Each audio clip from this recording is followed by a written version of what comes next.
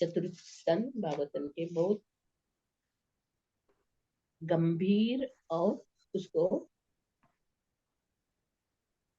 इस युग के नहीं है, ये जो श्लोक जो है दिया हुआ है भागवत में दिया है, ये कभी का है ये एक सृष्टि के प्रारंभ में हम लोग पढ़ चुके हैं अभी।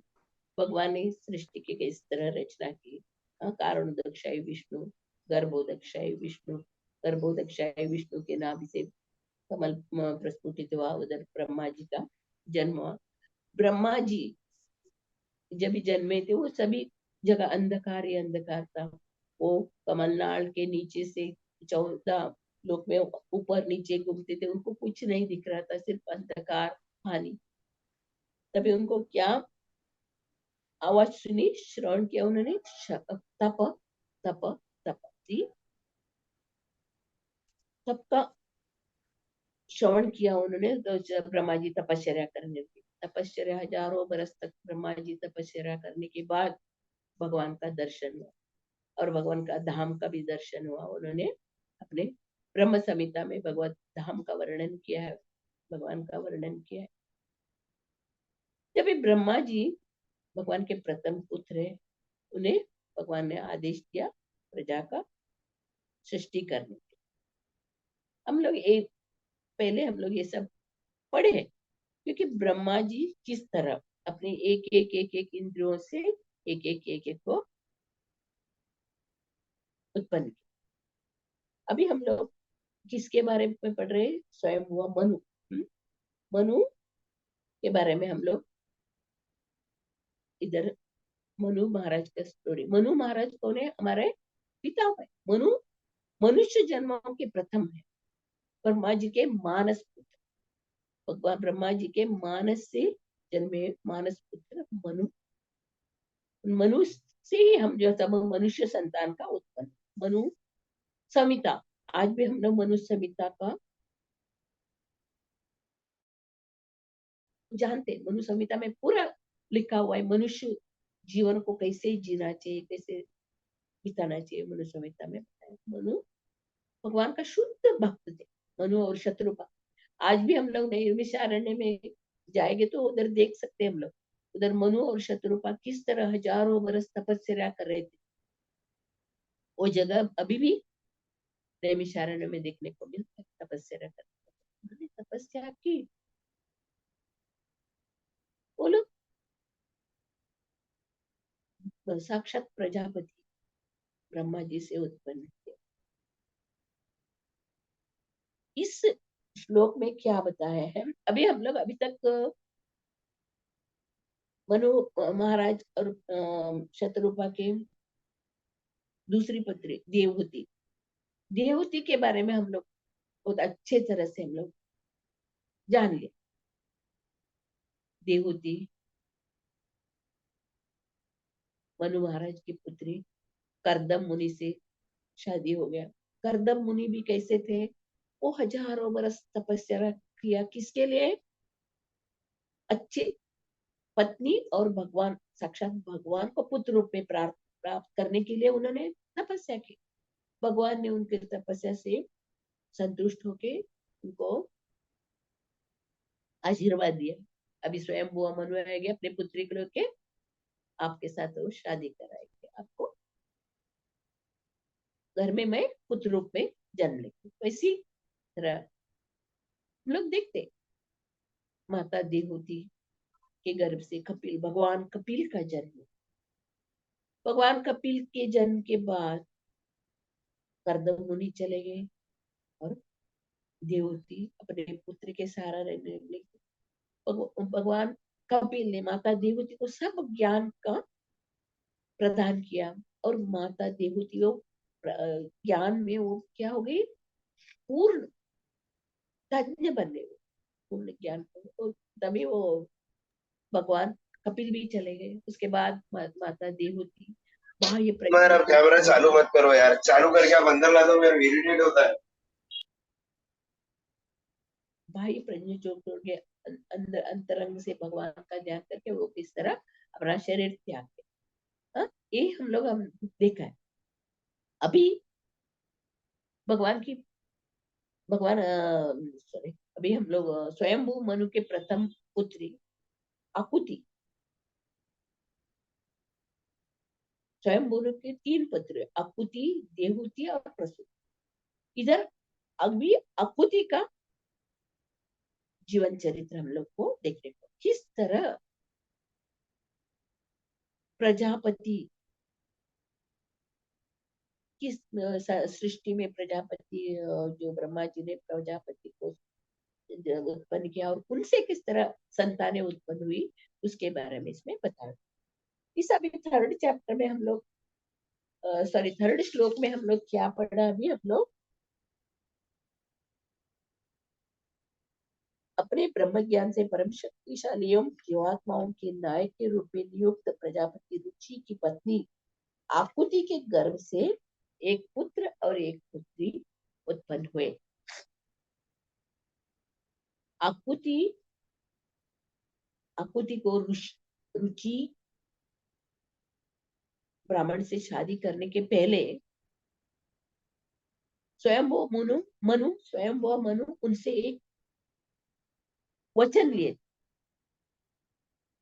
तभी उस टाइम वचन मुंह से बोले तो वो लोग वो वचन को पूरा करते थे। आजकल हम लोग कितने लिखे करे दिएगा तो भी वो उस वचन को हम लोग पूरा नहीं करते, मगर ये वो सृष्टि की प्रारंभिक स्थिति का वर्णन है। स्वयं मनु ने अपने पुत्री और दामाद रुचि से वचन देते, आपका जो भी संतान पहला पुत्र जन्म लेगा उसे मुझे देना चाहिए, मुझे सौंपना। तो वो लोगों ने ठीक है, आकुति अपने पिता का वचन स्वीकार किया और रुचि अपने ससुर का वचन को स्वीकार किया। फिर उनको जुड़वे बच्चे हो गए, एक लड़का एक लड़की।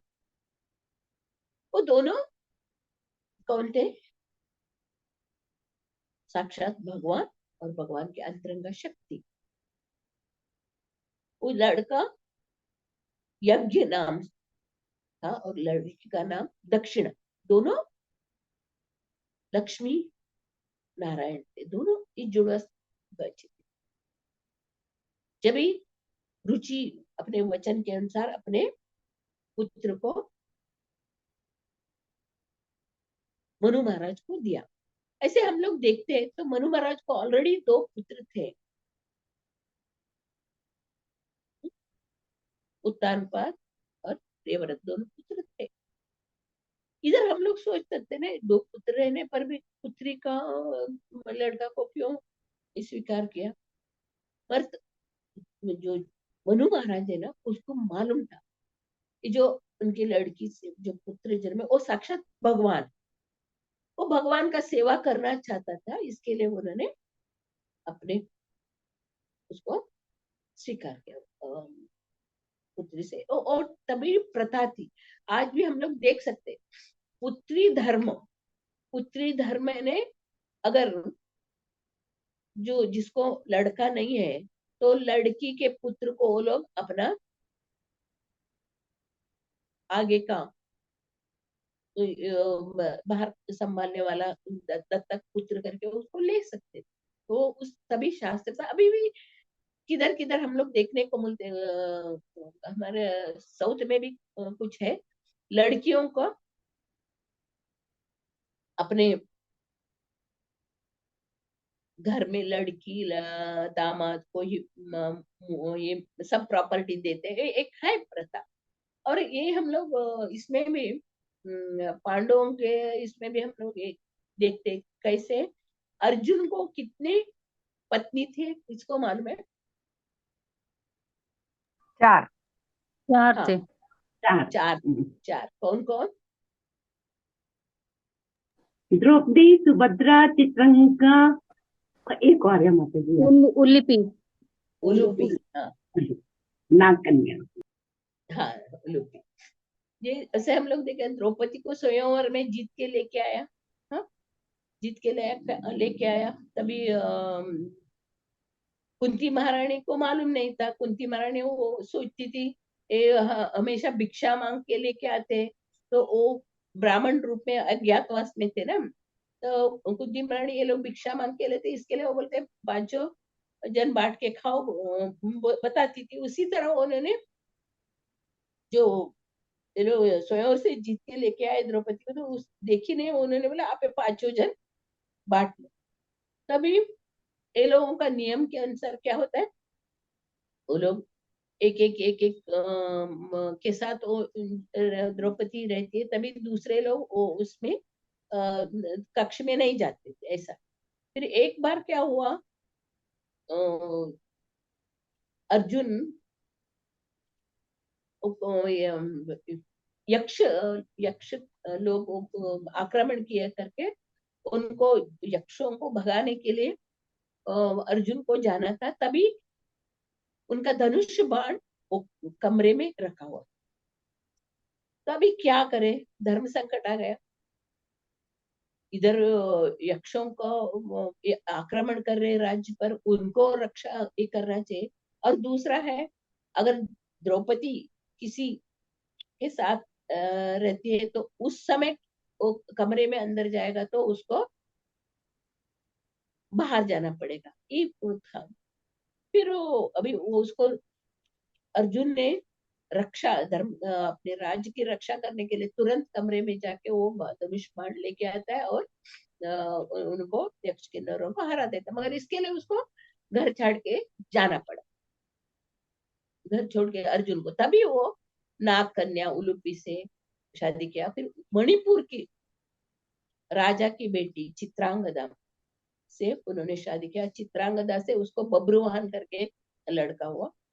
जब चित्रांगदा के पिता ने बोला देखो मुझे आपका पुत्र जो हुआ है वो मुझे चाहिए, तभी अर्जुन चित्रांगदा और बब्रुवान को उसके पास, उसके पिता के पास छोड़ के आता है। ऐसे हम लोग भागवतम में इस सब इतिहास में हम लोग देखते हैं। इसे पुत्री धर्म करके है। इसके ये आज का जमाने का नहीं, ये पहले सृष्टि का प्रारंभ। अभी हम लोग इस श्लोक में आएंगे। इसमें क्या बताया हुआ है, ब्रह्म वर्चस्वी शब्द अत्यंत सार्थक है।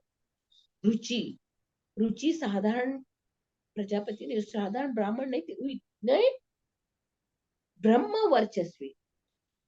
अभी हम लोग देख सकते हैं कलयुग में ब्राह्मण, हम लोग देखते हैं ब्राह्मण की जने वो डाला है तो उसको ब्राह्मण मानते हैं।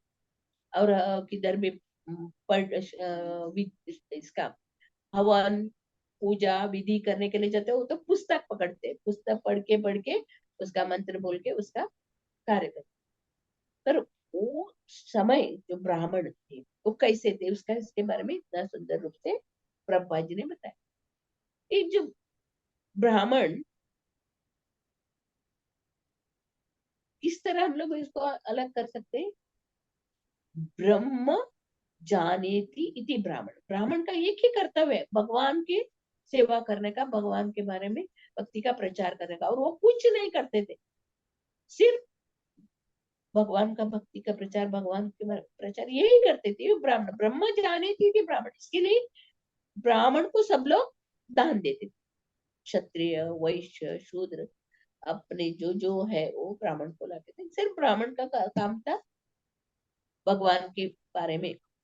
षट कर्म निपुणो विप्रो मंत्र तंत्र विशाल, 6 प्रकार का कर्म है, उसको क्या करना है, मंत्र जो भी पठन पाठ, उसको खुद शास्त्र का विधि विधान नियमों को पढ़ना है और दूसरों को सिखाना है। पठन पाठ यजन याजन, वो खुद को यज्ञ करना और दूसरों को भी यज्ञ करना।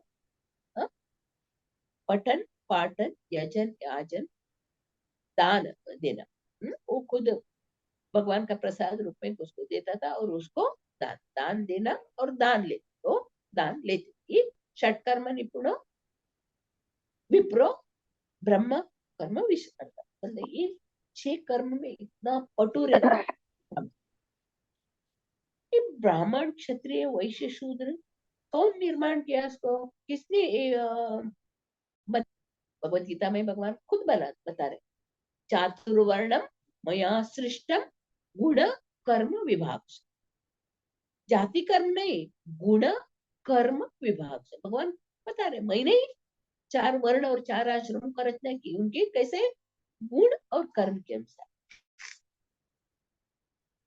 ये हम लोग हजारों बरस पहले ये जो जाति वर्णाश्रम पद्धति इतनी नियमित रूप से चलता था,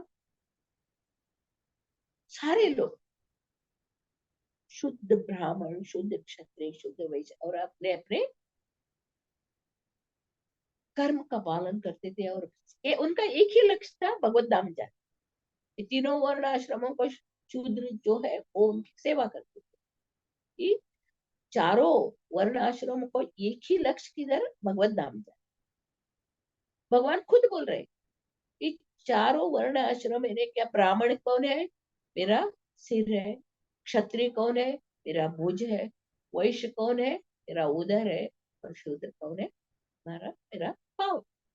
ये शरीर के चारों अंग मिलके ही शरीर की सेवा कर सकते। उसी तरह भगवान इस चातुर्वर्ण और आश्रम, इस सभी जीवों को भगवत धाम जाने के लिए, इस सृष्टि की रचना में भगवान ने वही किया ना, हम लोगों को भलाई के लिए, क्योंकि हमें वापस भगवत धाम लेके जाने के लिए इसका निर्माण किया। ये सब जो हम लोग पढ़ रहे, हम लोगों को वापस याद दिला के चलो भगवत धाम में जाने के लिए हम लोग को ये सब रचना है। अभी हम लोग देख सकते हैं, एक अच्छे ब्राह्मण कुल में सब लोग एक जैसा स्वभाव वाले नहीं रहते। एक बहुत गुस्से वाला रहता है, एक शांत स्वभाव रहता है, एक बहुत कंजूस रहता है, एक कुछ से बात करने वाला रहता है। ऐसे ब्राह्मण कुल में ऐसा नहीं, सभी क्षत्रिय रहने दो, वैश्य रहने दो, कि सभी के कुल में रहने दो। अभी बिजनेस मैन के घर में सोचो, बिजनेस मैन के घर में तो हम लोग सोचते हैं हाँ ये बचपन से सब सीख के आते हैं।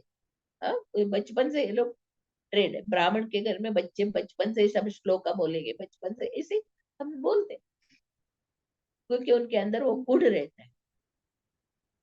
कभी कभी ऐसा होता है, एक एक के घर में अलग ही टाइप के बच्चे जन्म लेते हैं, तो उनका वो गुण नहीं रहता, उनका जो वर्ण है उनका गुण नहीं रहता। तभी हम लोग सोच सकते हैं, ये जो जाति धर्म जो है,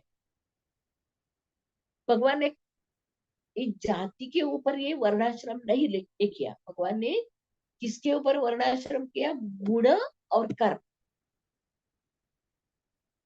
हम लोग जान सकते हैं, कोई भी शूद्र रहने दो, खिबा विप्र खिबा न्यास, शूद्र की न हो। चैतन्य महाप्रभु हम लोग को सिखाते हैं, कोई ब्राह्मण हो, कोई शूद्र हो, जिसके नाम से भगवान का नाम का उच्चारण होता है, भगवान का नाम किसके नाम उच्चारण, तो वो ही महान श्रेष्ठ ब्राह्मण है। उसने सब यज्ञ किया है और तपश्चर्या किया है, दान पुण्य सब किया है, वो महान महात्मा है, जो जिसके नाम मुंह से भगवान का नाम है। ये हम लोग भागवतम से हम लोग जानते हैं। ब्राह्मण हो या चांडाल हो, कोई जिसके मुख से भगवान का नाम आता है वो सर्वश्रेष्ठ है। इधर प्रभुपा जी ने ब्राह्मण का गुण का वर्णन किया है। अभी हम लोग देख सकते हैं, हमारा ही सर, हाथ, पेट, पाव, हमारा ही इंद्रिया है। जब अगर हमारा बाई चांस एक्सीडेंट में दोनों पाव गया, दोनों पाव गए तो भी हम लोग जिंदा रहते हैं, जीवित रहते हैं हम लोग। हाँ? जीवित रहते हैं, दूसरों के आधार पर, दूसरों के इसके ऊपर हम लोग जीवित रहते हैं। फिर हाथ कट गया, हाथ कट गया तो भी हम लोग जीवित रहते हैं। पेट में कुछ गड़बड़ हो गया, पेट का कुछ ऑपरेशन हुआ, पेट का कुछ गड़बड़ तो भी हम लोग जी रहे। और जब भी हमारा सर में कुछ गड़बड़ हो गया तो हम लोग जीवित नहीं रह सकते। ये हम लोग खुद अपने जीवन से हम लोग परीक्षा कर सकते। दिमाग ही सबसे श्रेष्ठ है। अगर हमारा दिमाग काम नहीं करेगा, दिमाग, हमें दिमाग ही नहीं है सोच, तो हमारा क्या होता था कि जो कुछ भी काम चल रहा है, जो बोलना सुनना करना, तब करो ये करो या करो, दिमाग से, सर से ये सब काम चल रहा है। इसके लिए जरूरी है शुद्ध ब्राह्मणों की होना जरूरी है। आज कलयुग में कोई हमें शुद्ध ब्राह्मण नहीं देखने मिलते हैं। ये जो सृष्टि के प्रारंभ की स्थिति था और रुचि के बारे में इधर बताया हुआ, वो किस तरह के ब्राह्मण थे, शुद्ध, कितने शुद्ध थे। इधर ब्रह्मा जी बता रहे ब्रह्म गुण इस प्रकार है, इंद्रियों का संयम, इंद्रियों का संयम। हम लोग इस भागवत में देखते हैं, बहुत तपस्या कर रहे थे, बहुत तपस्या कर रहे थे विश्वामित्र ऋषि, हजारों बरस, 60,000 बरस तपस्या कर रहे थे, सिर्फ मेनका के घुंघरू के आवाज, मेनका को भी नहीं देखा, मेनका के घुंघरू के आवाज से उसका तपस्या भंग हो गई। ये संयम इतना जरूरी है। वही हरिदास ठाकुर का जीवन में, हरिदास ठाकुर का उसका तपस्या को भंग करने के लिए वेश्या को भेजा, मगर हरिदास ठाकुर ने उसका अपना जो भक्ति और संयम का नहीं छोड़ा। उसने उसको बोला बैठो, मैं तुमसे बात करें, मेरा थोड़ा जप जप पाके वो करके मैं आपसे बात करें। ऐसे करते करते एक दिन हुआ, 2 दिन हुआ, तीसरे दिन वो खुद वेश्या उसके शिष्य बन गई, वो भी भगवान का नाम लेने लगी, वो भी शुद्ध भक्त बन गई। ये हम लोग भक्तों की गुण को हम लोग देख सकते। इधर ब्राह्मण भले ही कितना पंडित रहने दो, शास्त्र पढ़े लिखा रहने दो, कुछ भी रहने दो, मगर अगर शरणागत भगवान का शरणागत नहीं है, वो तो उच्च कोटि शुद्ध ब्राह्मण नहीं बन सकता। अगर हम लोग अभी देखते हैं ऐसा, बहुत पढ़े लिखे रहते हैं, बहुत पढ़े लिखे डिग्री होल्डर, क्या क्या डिग्री लिया होता है, और एक अनपढ़ रहते हैं। अनपढ़ लोग जो रहते हैं, कुछ पढ़े लिखे नहीं, वो लोग जो भी बोलेगा तो तुरंत वो लोग समझ लेते हैं, और हाँ, भगवान है, भगवान के ऊपर विश्वास करने का, गलत काम नहीं करने का, वो लोग तुरंत समझ लेते। पर जो पढ़े लिखे जो रहते हैं, बुद्धिमान रहते हैं, वो ही गलत काम करते हैं। वो लोग चालाकी से कुछ ना कुछ गड़बड़ करते हैं। क्यों? क्योंकि उनका बुद्धि भगवान में स्थिर नहीं। अभी देखते हैं हम लोग बहुत सारे जगह, बैंक फ्रॉड, ओ फ्रॉड, ये फ्रॉड, ये कौन करते हैं? ये लोग बुद्धि वाले लोग ही करते हैं ना। सब जगह हम लोग अभी देख रहे हैं, बहुत बुद्धि होशियार, बहुत बुद्धिमान लोग ही ऐसा गलत करते हैं। इधर प्रभुपाद जी बता रहे जो भी बुद्धिमान है उसको किस क्या करना चाहिए, भगवान के शरण में, भक्ति में अपना मन को लगाना चाहिए, तो अब कभी गलत काम नहीं करे। इधर हम लोग पहला बताए इंद्रियों का संयम, हाँ, इंद्रियों को वश में रहना, इंद्रियों को वश में करना। भगवत गीता में अर्जुन भी बता रहे हैं ना, भगवान बोल रहे थे योगी बनो, अर्जुन तुम योगी बनो, तो अर्जुन बोलता है नहीं नहीं, मैं योगी नहीं बन सकता, मैं इंद्रियों को वश में नहीं कर सकता हूँ, मन को वश में नहीं कर सकता। तब भगवान क्या बोलते हैं, प्रयास करो, हाँ? सतत अभ्यास करो, अभ्यास करते करते करते आपका मन को आप वश में कर सको करके। उसके बाद इंद्रियों का संयम, उपदेशामृत में रूप गोस्वामी भी बताते हैं, वाचो वेग, मनस क्रोध वेग, जिह्वा वेग, उदरोपस्थ वेग, एतान वेगान यो विषय इत्तदिरा सर्वम अभिमा पृथ्वी शिक्षा। वाणी का वेग, उदर का वेग, हाँ? और वाचो वेग, मन क्रोध का वेग, उदर का उपस्थ का वेग, वो जो कंट्रोल करता है, वो सारे पृथ्वी में शिष्य बना सकते, सब पृथ्वी सबको शिष्य बनता है। इसे रूप गोस्वामी। अब सेकंड है मन का संयम, मन को मन को संयम करना चाहिए। जो भक्ति में है, जो भक्त है, उसका मन भगवान में, हमेशा भगवान की सेवा में, भगवान में लीन रहता है। इसके लिए वो हमेशा सादा जीवन, उच्च विचार करते हैं। जो भी है भगवान के रफ्तार से मिला है, भगवान की दया से मिला है, और वो भगवान की सेवा में सतत कीर्तन, नाम स्मरण, जप करने में वो लगा रहता है। इसके लिए वो, उसका मन भगवान में रहता है, उनका मन विचलित नहीं होता है। अभक्त जो रहते हैं उनका मन भगवान के चरण में नहीं रहता, वो लोग इंद्रिय तृप्ति में, अरे आज इतना पैसा है, इसका डबल कैसे करे, और इसका वो इधर कैसे ये प्राप्त करेंगे, वो ज्यादा कैसे कर, ये इसी में वो लोग लगे रहते हैं। इसके लिए उनका मन में संयम नहीं रहता, मन को संयम नहीं करता। जो भगवान का जो भक्त है वो मन को संयम कर सकता है। और तीसरा, अंत और बाह्य में स्वच्छता। बाह्य का स्वच्छता हम लोग, शंकराचार्य का एक श्लोक है, मलिन मोचना पुंसा जल स्नान दिने दिन। शरीर का मलिन गंदगी को हम लोग साफ करने के लिए रोज रोज शाम को वो ये लगा के रगड़ के नहाते हैं। पर अंदर जो है, अंदर का जो गंदगी को कैसे साफ करें, इधर बता रहे हैं, जो भगवान का नाम, चेतो दर्पण मार्जनम भवमा दावाग्नि निर्वापणम श्रेय कैरव चंद्रिका वितरणम विद्यावधु जीवनम आनंदाम्बुदिवर्धनम प्रतिपदम पूर्णामृता स्वादनम सर्वात्म स्नपनम परम विजयते श्री कृष्ण संकीर्तन। श्री कृष्ण संकीर्तन से हम लोग अंदर शुद्धि कर सकते हैं। भगवान का नाम ही हमारा अंदर, बोलते ना, अपवित्रो पवित्र सर्वावस्थित स्थितोप्य।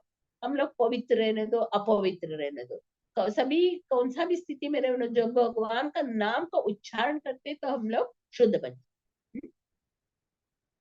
ये भगवान का नाम से हम लोग शुद्ध। उसके बाद आध्यात्मिक तथा भौतिक ज्ञान की उन्नति। आध्यात्मिक और भौतिक ज्ञान की उन्नति।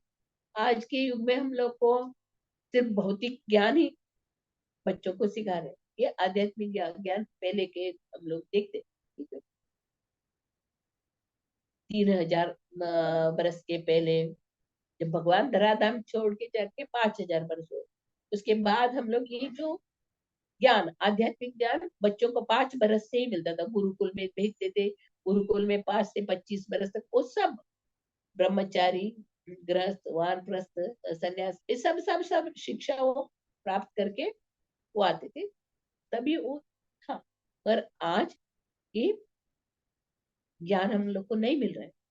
सच्चा ज्ञान क्या है, इसमें 13 चैप्टर में भगवान बता रहे हैं ना, ये वो कौन सा श्लोक है, वो 13 चैप्टर का 8वां श्लोक, अमानित्वा अदम्बित्वा अहिंसा क्षान्तिरार्जवम् आचार्योपासनम शौचम स्थैर्यम आत्मविनिग्रह इंद्रियार्थेषु वैराग्यम मन अहंकार एव च जन्म मृत्यु जरा व्याधि दुख दोषानुदर्शनम असक्तिरन विश्वंग पुत्रदाराग्रहादिषु नित्यं च समचित्तत्व इष्टानिष्टोपपत्तिषु मयि चानन्य योगेन भक्तिरव्यभिचारिणी विविक्त देश सेवितम अर्थ अर्जन संसदि आध्यात्म ज्ञान नित्यत्वं तत्व ज्ञानार्थ दर्शनम एतज्ज्ञानम इति प्रोक्तम प्रोक्तम अज्ञानम यततोऽन्यतः विनम्रता, दंभहीनता, अहिंसा, सहिष्णुता, सरलता, प्रामाणिक गुरु के पास जाना, पवित्रता, स्थिरता, आत्मसंयम, इंद्रिय तृप्ति के विषयों का परित्याग,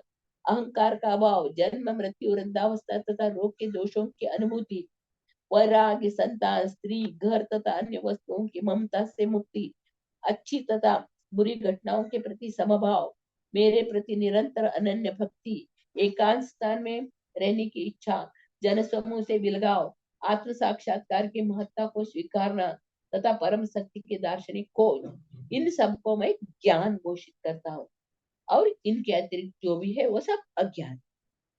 भगवान स्पष्ट रूप से इधर बता रहे, ज्ञान क्या है, भगवान के बारे में जान, कौन सा शाश्वत है, कौन सा नाशवान है, कौन सा विद्या क्या अविद्या है, कौन सा जड़ तत्व है और सूक्ष्म कौन सा तत्व है, जड़ शरीर और आत्मा, इसके बारे में जो ज्ञान है वो ज्ञान,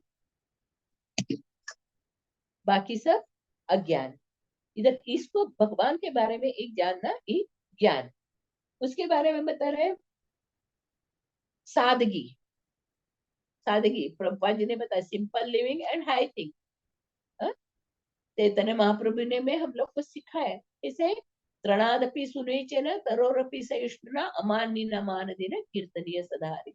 हम लोग को घास के तिनसे से भी मुलायम होना चाहिए और वृक्ष से सहिष्णु। अगर जो भी कोई हमें मान नहीं देते तो भी हम लोग उनको मान दें, क्योंकि हम लोग, अगर हम लोग अपने को शरीर माने तो हम लोग के अंदर मान, दूसरों का मान स्वीकार करना, अरे तुझे मेरे ईगो का हर्ट कर दिया उन्होंने, वो ऐसा बोला वैसा बोला। क्योंकि अगर हम लोग हरी शरीर के लेवल पे, हम शरीर के लेवल पे है, इसके लिए हम लोग ये सब से हम लोग को दुख होता है। मगर जब भी हम लोग शरीर नहीं है, हम लोग आत्मा है। जीवेर स्वरूप है कृष्ण ने नित्य दास। आत्मा का एक ही कार्य है भगवान का सेवा करना। ये जब हम लोग समझ लेंगे, ये शरीर का कोई कुछ बोले ना बोले, मान दे दो नहीं मान दे दो, गाली दे दो, फिर कुछ नहीं बिगड़ेगा। क्योंकि उसके अंदर, भक्तों के अंदर दृढ़ता रहता है, वो शरीर नहीं है, मैं आत्मा हूँ करके वो दृढ़ चित्त से भगवान का सेवा में जो लगता है, अपना मति भगवान के सेवा में लगाता है, तो उसको शरीर का कुछ ये नहीं रहता है। और सादगी है, सिंपल लिविंग, सिंपल लिविंग रहने का। अगर हमारे पास जो भी है, भगवान की कृपा से हम लोग अच्छे से जी रहे, भगवान की कृपा से हम लोग सब कुछ मिला है।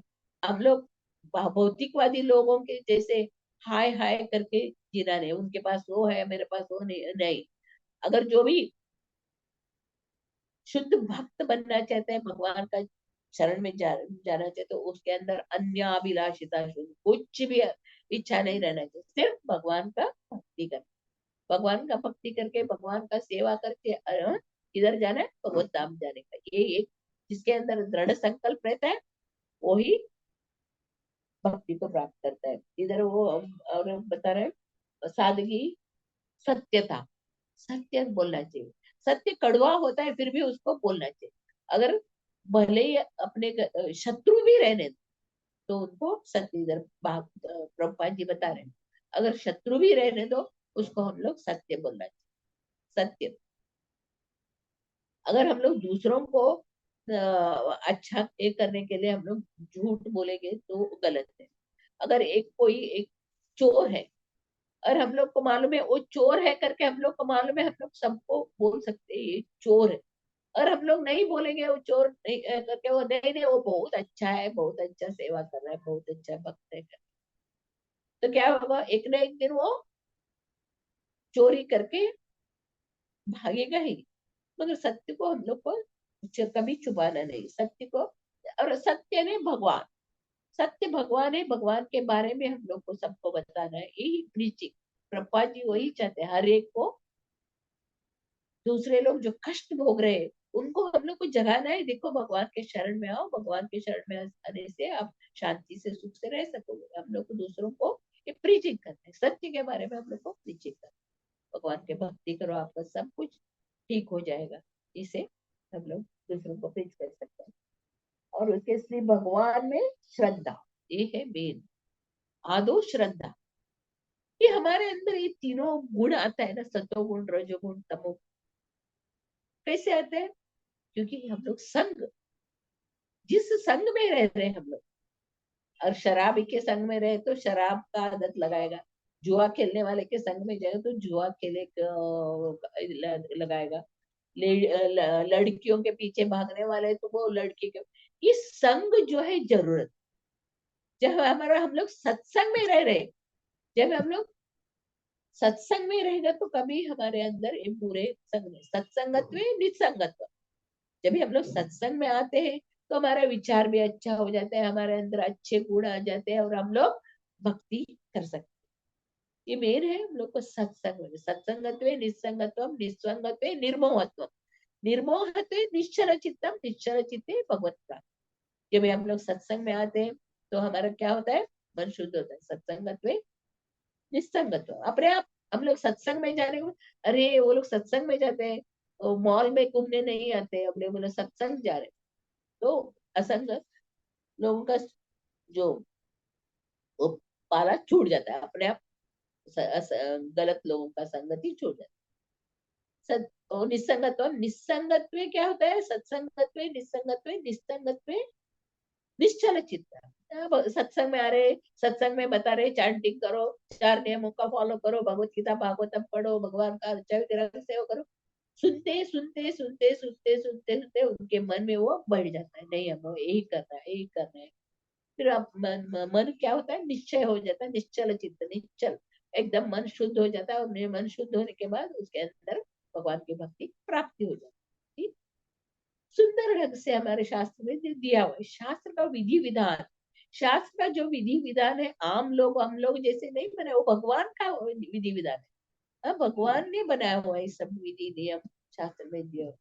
अभी हम लोग देखते हैं राजा एक हम लोग इस भौतिक दुनिया में रह रहे, राज्य का कानून है, हम लोग को कानून से टैक्स भरना चाहिए, जो जो करना चाहिए हम लोग को नियमित करना चाहिए। अगर नहीं करे तो कानून का हम लोग उल्टा जाएगा तो हम लोग को पनिशमेंट मिलता है। ये तो हम लोग देख ही रहे हैं अपना खुद का जीवन में। उसी तरह इधर बता रहे वैदिक शास्त्र में, वैदिक भगवान का जो विधि विधान नियम मनुष्यों के लिए, पशु के लिए नहीं। मनुष्य भवसागर से पार करके भगवत धाम जाना है तो ये विधि विधानों का पालन करना चाहिए। ये विधि विधान स्त्री और शूद्रों के लिए पहले बहुत कठिन था, भागवतम पढ़ना ये सब, इसके लिए व्यासदेव ने आसान तरीके से भागवतम रचाया, बोला स्त्री और द्विज बंधुओं के लिए, उनका उन्नति के लिए। इधर प्रभुपाद जी सुंदर तात्पर्य में बता रहे हैं। हाँ? हम लोग को वेद शास्त्र हम लोग पढ़ नहीं सकते जी, सुन तो सकते, कम से कम भागवतम तो सुन सकते हैं, भागवतम हमारा जीवन सार्थक बना सकते। ये भी इधर बता रहे हैं प्रभुपाद जी, जिनमें बड़ा योग्यता नहीं हो और प्रामाणिक गुरु द्वारा, जो बिना बाह्य योग्यता लाए वैदिक साहित्य नहीं समझा सकता। इधर बताए वैदिक साहित्य को पढ़ने के लिए भी हमारे अंदर वो ज्ञान चाहिए, कोई साधारण लोग वो वैदिक ज्ञान को नहीं समझ पाते। इधर दे सुंदर ढंग से भगवान प्रभुपाद जी तात्पर्य में बता रहे हैं, बाह्य योग्यता नहीं हो और एक प्रामाणिक गुरु द्वारा प्रशिक्षित होना जरूरी है। अगर प्रामाणिक गुरु द्वारा प्रशिक्षित नहीं है तो हम लोग कुछ नहीं करते। इधर भगवत गीता में भी भगवान बता रहे हैं, तद्विधि प्रणिपातेन परिपृष्टेन सेवा उपदेशन्ति ते ज्ञानम ज्ञानिना तत्व दर्शन।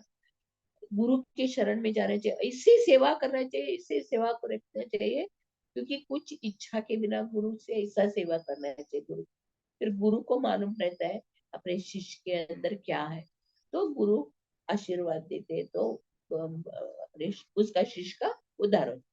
और कलयुग में हम लोग देख रहे हैं न किसी वैदिक विधि विधानों का नियम नहीं है, न गुरु के शरण में नहीं जा रहे, और कुछ प्रशिक्षित नहीं है, फिर भी भगवत गीता भागवतम जैसे बड़े बड़े शास्त्रों के बारे में टीका लिखते हैं। ये कैसा होएगा, जो मालूम ही नहीं है उन लोग ये सब करें तो कैसे ये हो सकता है। वो लोग इधर बता रहे साहित्य की टीका, ऐसे लोग कभी भी इन ग्रंथों के वास्तविक संदेश को प्रदान नहीं कर सकते। जब ये भी प्रभुपाद जी ने as it is Bhagavad Gita लिखी तो हम लोग को कैसे उसका तुरंत पढ़ने से हमारे मन में भाव उत्पन्न होता है। उसी तरह ये जो लोग ऐसे ग्रंथ टीका लेके से उसको पढ़ने से उसका कुछ लाभ नहीं है। इसके लिए इतना सुंदर ढंग से इसमें बताया है। रुचि प्रथम श्रेणी का ब्राह्मण थे, इसीलिए उन्हें ब्रह्म वर्चस्वी कहा गया। जो ब्राह्मणों के अंदर जो क्वालिटी है, जो गुण है, वो सब रुचि के अंदर थे, इसके लिए उसको ब्रह्म वर्चस्वी ब्राह्मण कहते हैं। इसलिए वो तुरंत अपने बेटे को देने के लिए तैयार हो गया था। कोई किसी को बोलेगा तो अपने बेटे को दे दोगे तो कौन देंगे, नहीं नहीं करके बोले कितना वचन रहने दो, लिखा हुआ रहने दो। एक इंसिडेंट है, मैंने एक देखा, एक को बच्चे नहीं थे, बड़े भाई को बच्चे थे, फिर वो छोटी ने वो बोला उसको मुझे अब तीसरा बच्चा जो जन्मा होता है मुझे दे दो करके। उसकी सेवा की, कितना की, उसका सब है की, फिर भी उसने उसको नहीं दिया। यानी हम लोग देख सकते हैं कोई अपने बच्चों को नहीं देता। हमारे इधर शास्त्र में जो जो दिया है ये सभी का वैदिक वैदिक आचरण, जो वैदिक सभ्यता थी तभी का ये ज्ञान है। भागवत में बहुत सुंदर, आगे भी बहुत सुंदर इसके आगे आएगा, हम लोग धीरे धीरे समझेंगे। हरे कृष्णा। श्रीमद् भागवतम कीजिए, श्री प्रभुपाद महाराज कीजिए। अगर कुछ समझ में नहीं आता कुछ